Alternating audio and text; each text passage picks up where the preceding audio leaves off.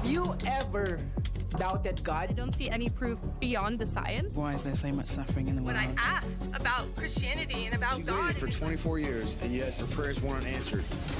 What if there's something better on the other side of your uncertainty? Over the wall of opposition. Through the valley of your distrust. What if doubt isn't a dead end, but a doorway?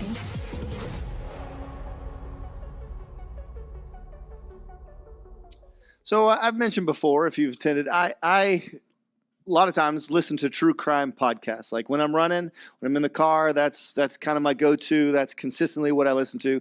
It's just my thing. And if you looked at my list of subscriptions, my list of podcasts, you might wonder, is this guy up to something?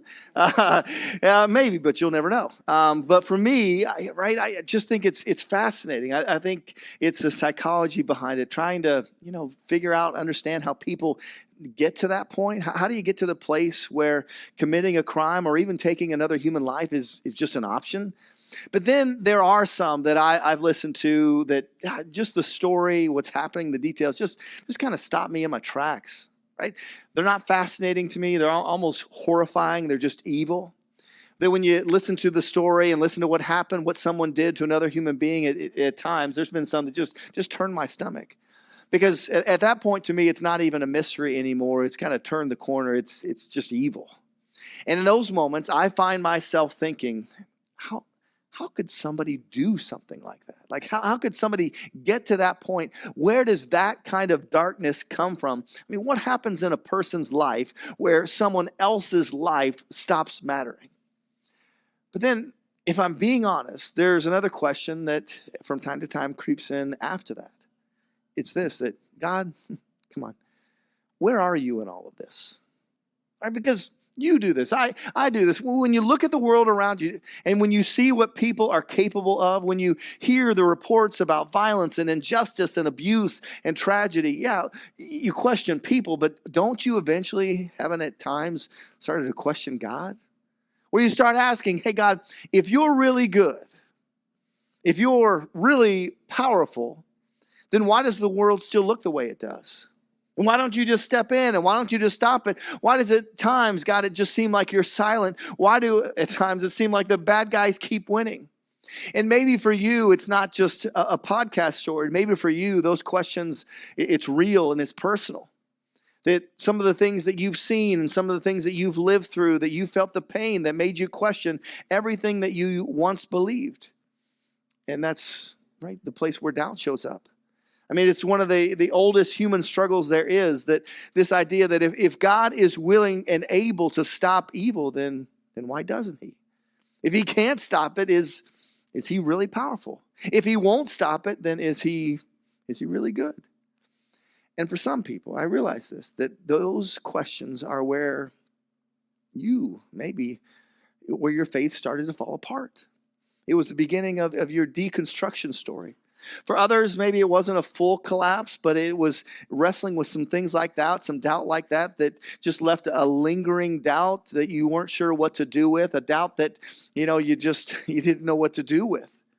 Because so often the real answers to some of those questions, they're not neat and they're not easy. And a lot of times they're messy.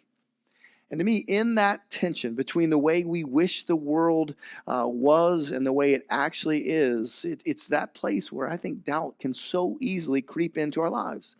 And it's interesting that it doesn't usually just happen all at once. I think many times for many people, it's a slow drift, a quiet wondering in the back of your mind of, God, are you really who you say you are? Are you still good even when life's not? And whether we admit it or not, I think almost all of us has at some point or another been there. But maybe for you, it's not even your doubt. Because it's one thing when the evil in the world or the evil that's touched your life causes you to wrestle with some doubts. But maybe what hurts even more, and I realize this is some people's stories, maybe what hurts even more is not just when your faith gets shaken, but the faith of somebody that you love, right? That maybe you've watched a son or a daughter, or a friend, or a sibling, or a spouse, someone that you care about. They went through something that you would say is unthinkable and difficult and challenging, and you saw that the faith that they once had, because they went through, that faith started to crumble.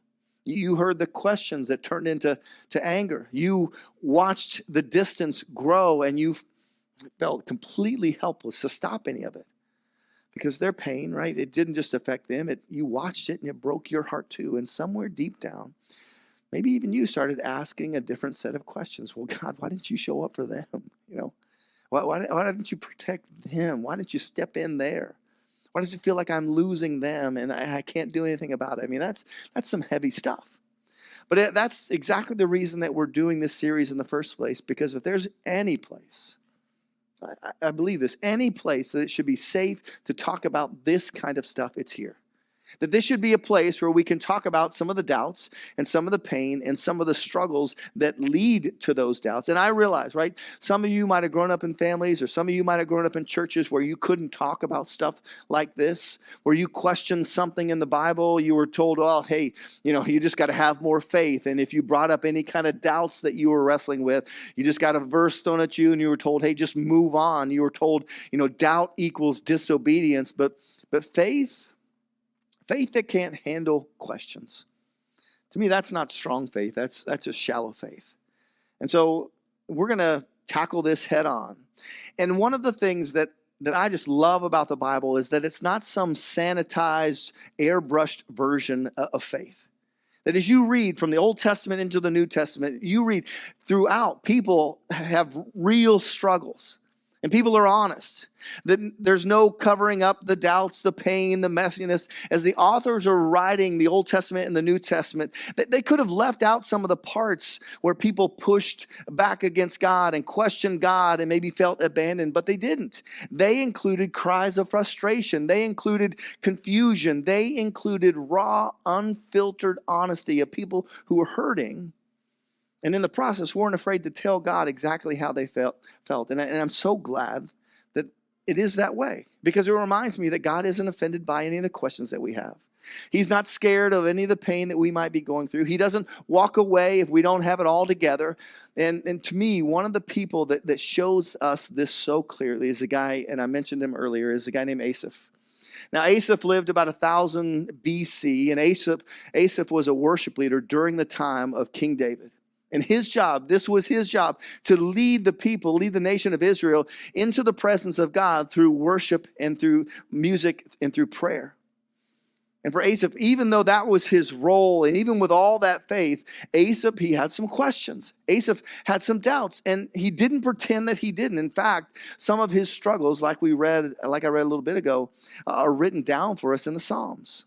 And what he says, I think, as I've read them, I think it sounds a lot like maybe some of the things that at some points maybe you've thought, but you didn't really want to say out loud. And so in Psalm 73, Asaph, he just lays it all out there. He doesn't hold back, and he tells God exactly what's going on in his heart. And so here's what Asaph says.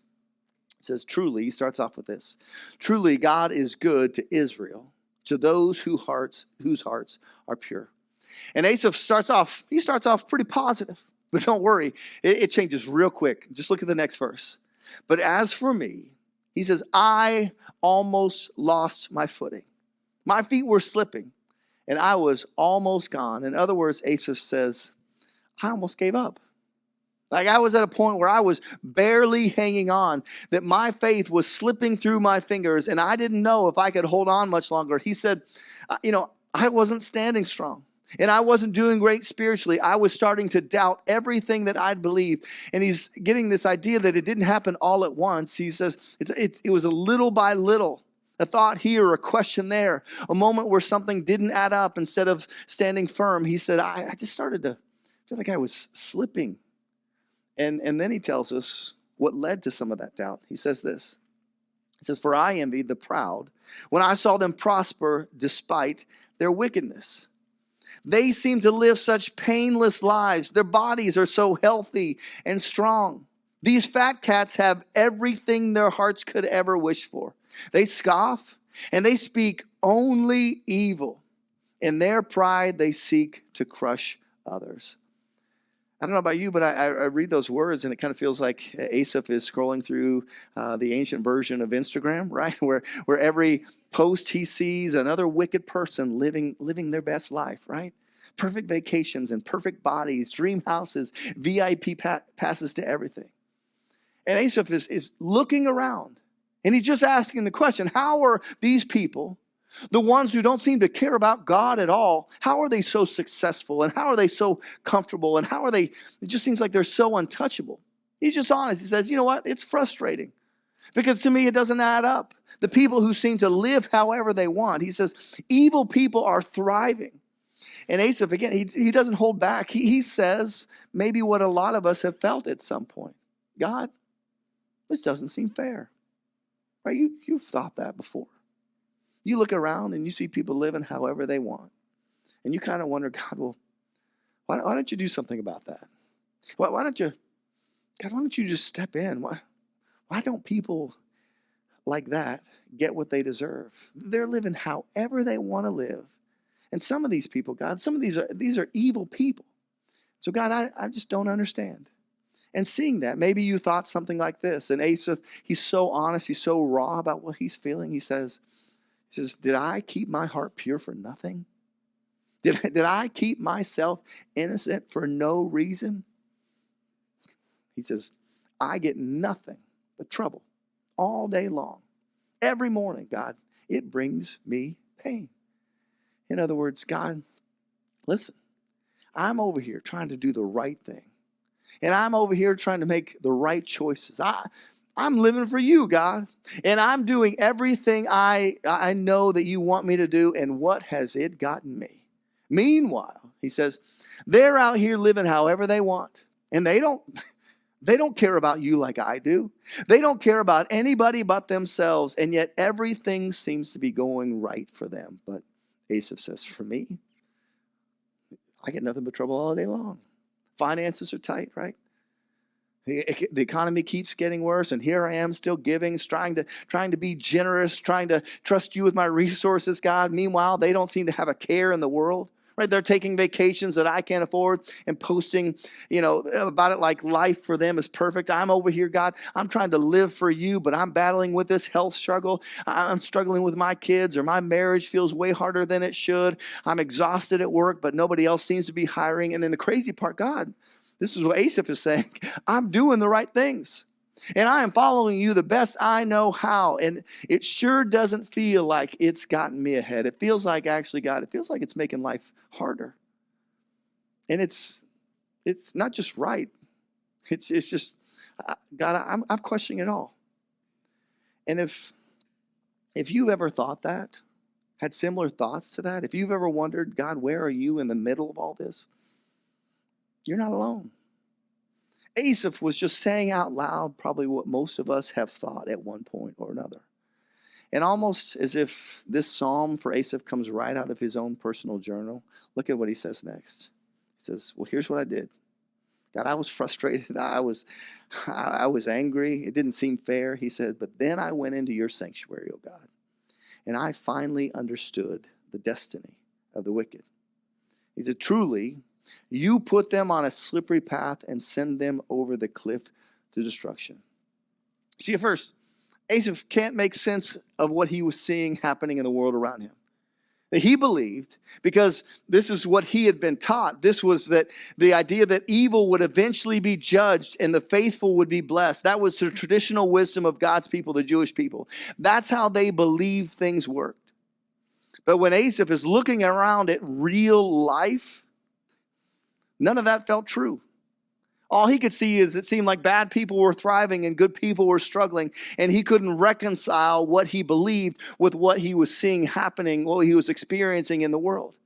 And when he tried to figure out on his own, just using his own, emotions and his own perspective, we see, you see it in his language. It only made him more bitter and more confused and even more overwhelmed. But everything changed for Asaph. When he went into the sanctuary of God. When he entered into God's presence. And it's not that he did that and all of a sudden got this, clear, simple, easy answer. It wasn't that, he all of a sudden he went and he figured it out all logically, had it all kind of put together in his mind. It was this, that God's presence gave Asaph a new perspective. God's presence gave him a new perspective. Asaph says, when I went when I was there, when I was in God's presence, is in that moment I was reminded that evil may look like it's winning for a moment, but I get it. It won't last forever. He says, I got a new perspective that wickedness is temporary. It's kind of like a bad dream that disappears when you wake up. Asaph says, yeah, I got a new perspective when I went into God's presence, that God is sovereign, that he's in control, even when it doesn't look like it. He said, change my perspective. The ultimate future of the wicked is destruction, not prosperity. And then I love how Asaph responds, right? He's spent time in God's presence. He gets this new perspective, and he says this. He says, then I realized that my heart was bitter. I realized I was all torn up inside. He says, I was so foolish and so ignorant. He says, it must have seemed like a senseless animal to you, God. I must have seemed like a senseless animal to you, God. And so Asaph, he has this moment of clarity. And he looks back, he's looking back at how he responded, and he realizes that his doubts didn't come because he analyzed everything too much. He didn't struggle with doubt because he asked too many questions. His doubts came because he was hurting. His heart was wounded. His emotions were all over the place. And in that moment, he realizes that, God, I was letting bitterness drive the bus. That's what I was doing. I let my emotions get out of hand. So the other day, we had some extra charges show up on our cell phone bill. And usually in our household, when that happens, Jen doesn't say anything to me. She just sends me a screenshot, right? No explanation, no context, just a pic. And I already know, right? When that comes through, I already know. I don't even have to open it. I'm going to be mad. That's just how it goes. And so I got to call customer service, and I'm already at this point a little spiritually compromised. And right, because you know what calling customer service is right? First, it seems like it just takes forever to get a real human on the line. No matter how many times you dial 0 or no matter how many times you yell into the phone, representative, they're going to keep telling you many issues can be solved online. That's a lie from the pit of hell. It is not true. They want you to give up. They want you to say, They just want you to throw your hands up and just quit. Now, my dad didn't raise a quitter, and so I finally get to a real life person, and right off the bat, she goes, can I get your name? Now, that might not bother you, but it frustrates me because it makes me frustrated because I know how this is going to go. I'm going to have to say it 14 times, and then I'm going to have to spell it out. I'm going to have to say it's Laren, Lerrin. No, it's not Darren, not Larry. It is Laren. And so I'm still at this point. I'm trying to be nice, right? And she goes, how you doing today? And I really want to say, I'm calling you. So how do you think I'm doing? But I don't. I play nice. And so I explain the issue. I'm like, hey, there's this random charge. It's a new charge. It's never been there before. And she gives me this explanation. Makes no sense at all. Like it makes no sense at all.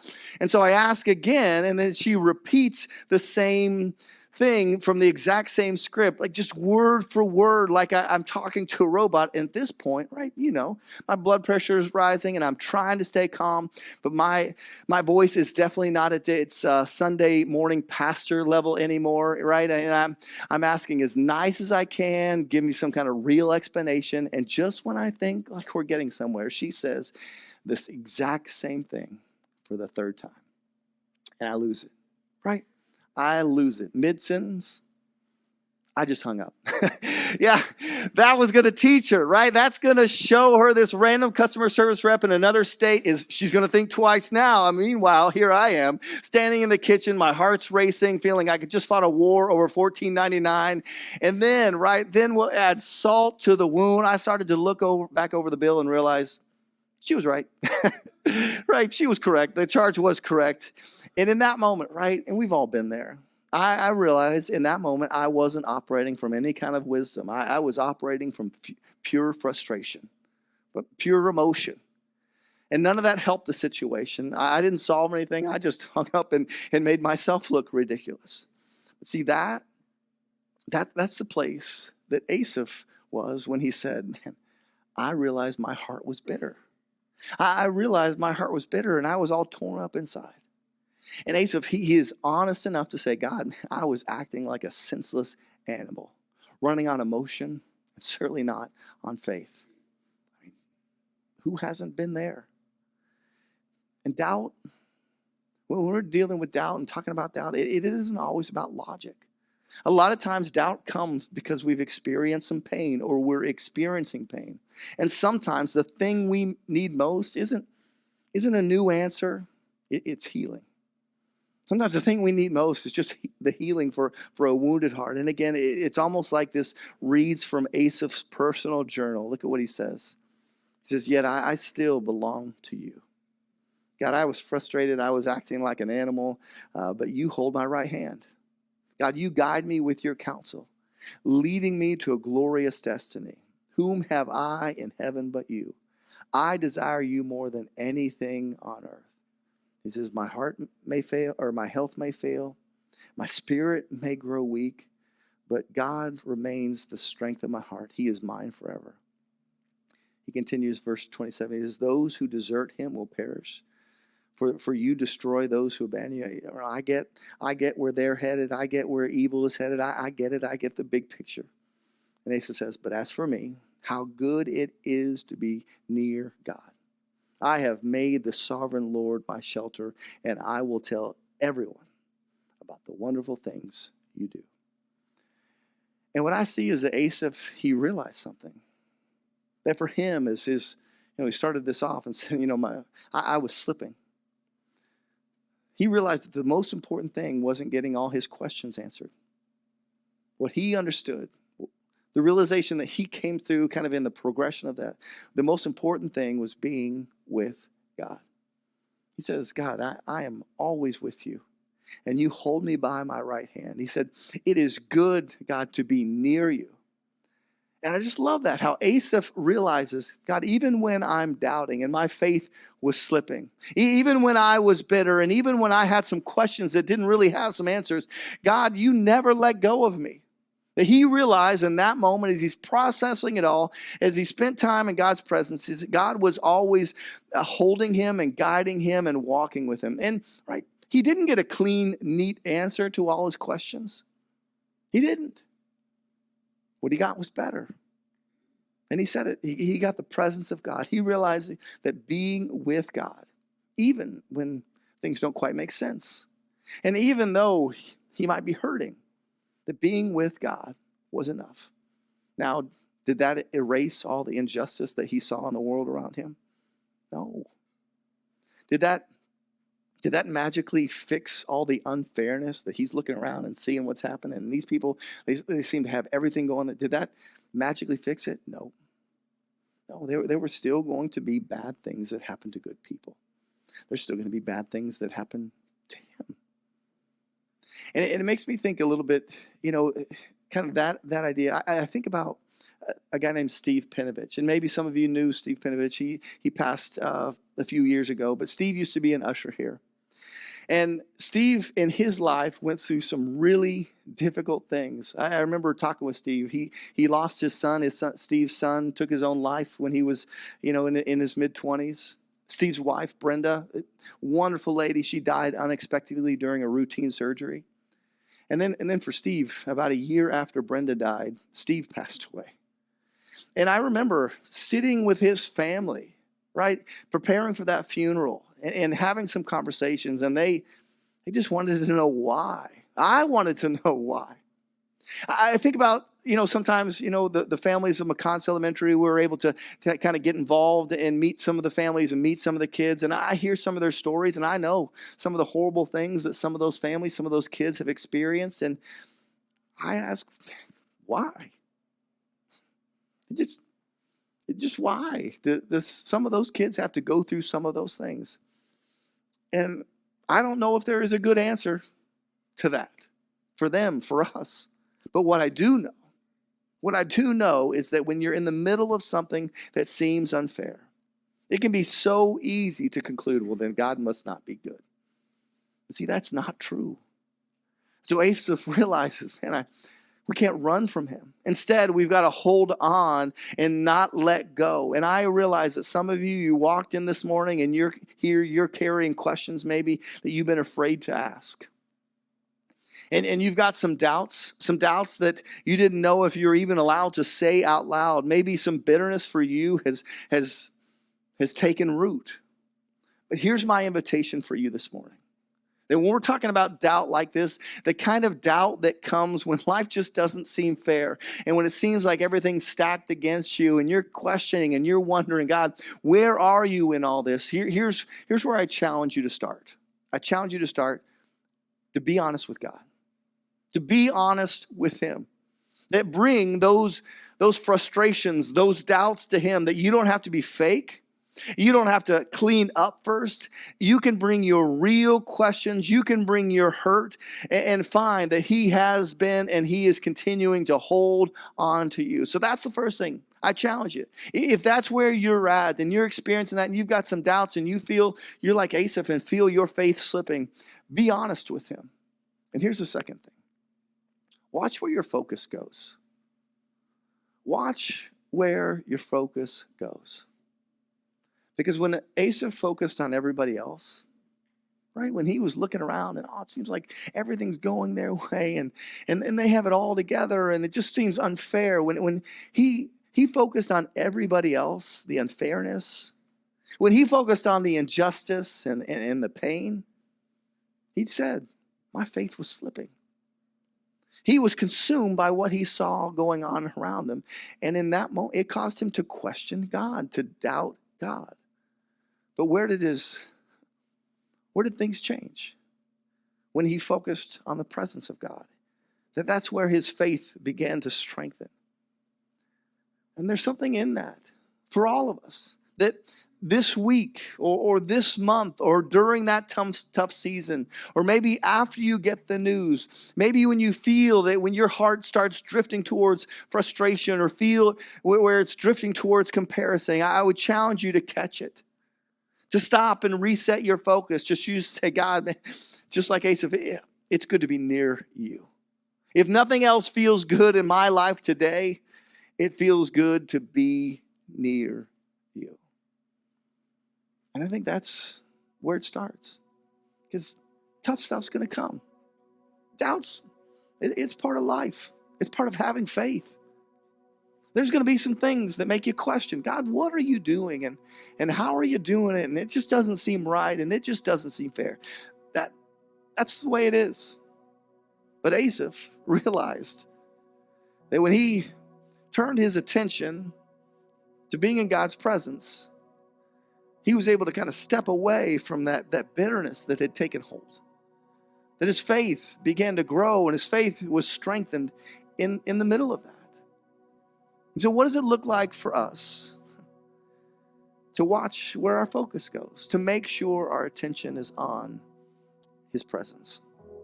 So right where you're at, we just bow your heads, close your eyes just for a moment. I want to pray this way. If you walked in this morning and there's just been some doubts, some unfairness that you're looking around and why are they and that's not fair and that's not right and why is this if there's some of those questions that you've been having right now lately, if that's you, I just want to pray specifically for you. So just with heads bowed, eyes closed, if that's you struggling with some doubts and just unfairness, just not right, and God, what are you doing? Will you just right where you're at, will you just raise your hand just so I can see?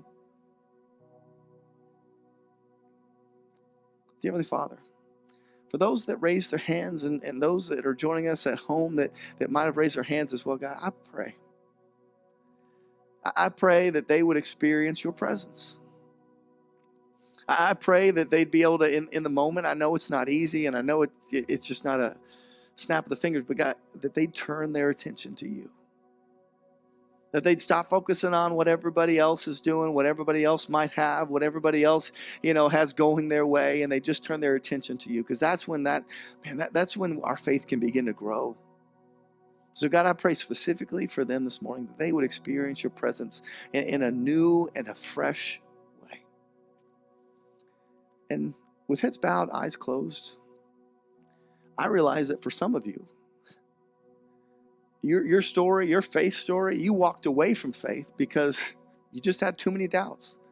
That too many times life didn't go your way, and too many times things happened and you didn't have an answer. And so your faith, like Asaph, started to slip away. And so maybe you've completely walked away from faith, or maybe you've never taken that step because you wondered, what difference does it make? Bad things are still going to happen. But you need to know that your Heavenly Father loves you so much that He sent His Son to die on a cross for you. That He wanted to express His love, and that was the greatest way that He could. That He gave up His Son for you. And maybe today is a chance for you to take a step back to Him, or take that first step to begin a relationship with Him. And it starts with a simple prayer, something that you can pray in your own heart that goes like, Dear Heavenly Father, thank you for sending your Son to die for me. Forgive me of my sins, and today I choose to follow you. And so, God, I pray for each and every one of us that, the doubts are going to come, the struggles are going to happen, but that we would turn our attention to you and your presence. God, we love you. We praise you. Amen.